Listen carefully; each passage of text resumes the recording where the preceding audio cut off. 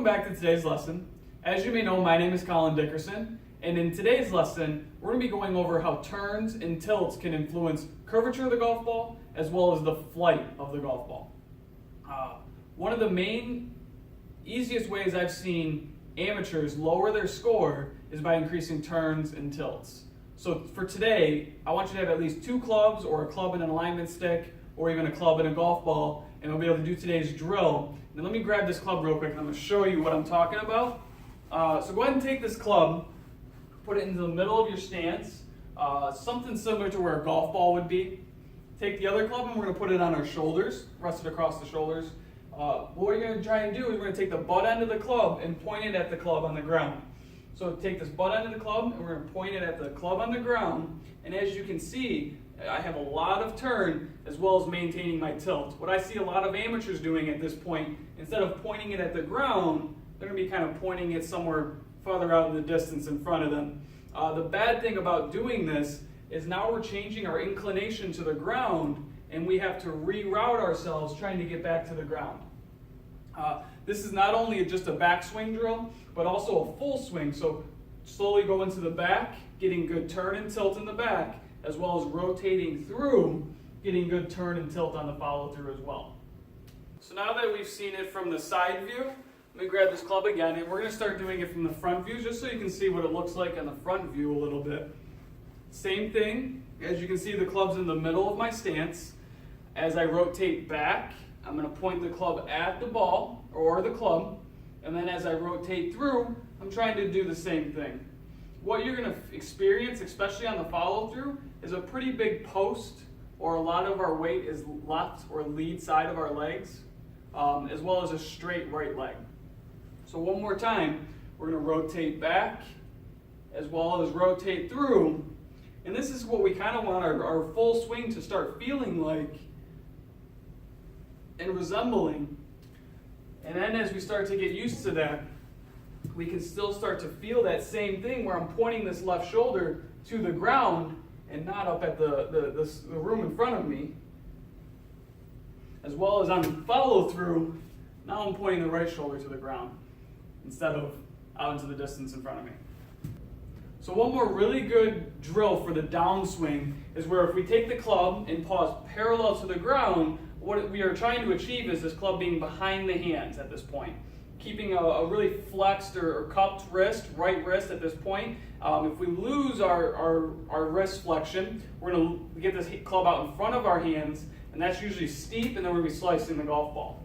Where if we practice this drill and we have this club parallel to the ground, behind the hands, we're going to be coming from the inside, more than likely hitting a draw at this point.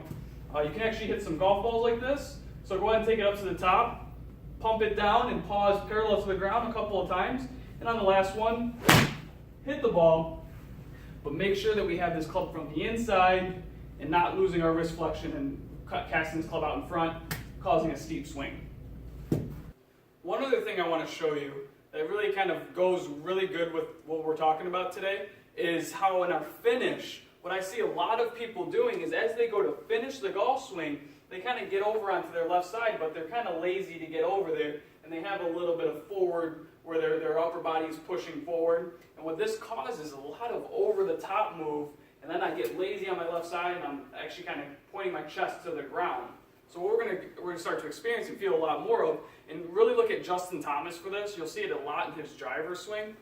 So we're going to go up to the top, and what I want you to feel is a lot more like my pelvis is actually pointing up to the sky. I'm getting a little bit of my upper body to kind of fall back, and I'm starting to experience now, it's a lot easier for me to get my body out of the way and allow this club to start coming through, swinging from the inside, rather than a really over-the-top move. The side view is a really good one for this.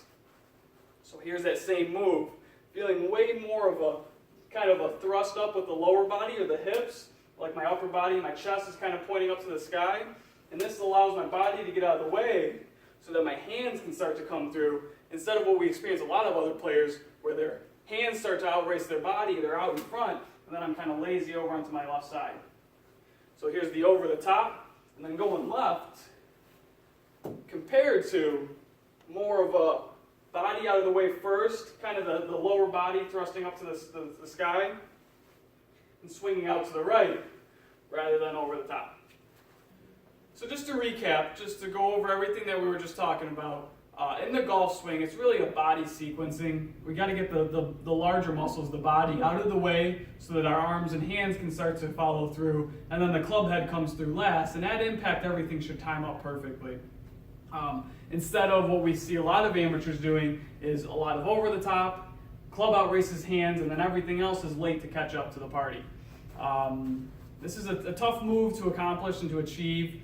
It's going to take a lot of practice. Don't get too frustrated with it. But turns and tilts are really important in the golf swing. So if we can really improve our turns and tilts, I'm confident that your handicap is really going to lower, and you're going to start swinging more in to out, getting A, more distance, and B, that curvature, that right to left curvature or a draw curvature that a lot of golfers are trying to achieve, and fighting that slice that we see a lot of amateurs fighting all the time.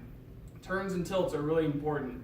Thanks for tuning in for today's lesson. I really appreciate everyone watching my videos and staying dedicated to improving their golf game. My name again is Colin Dickerson.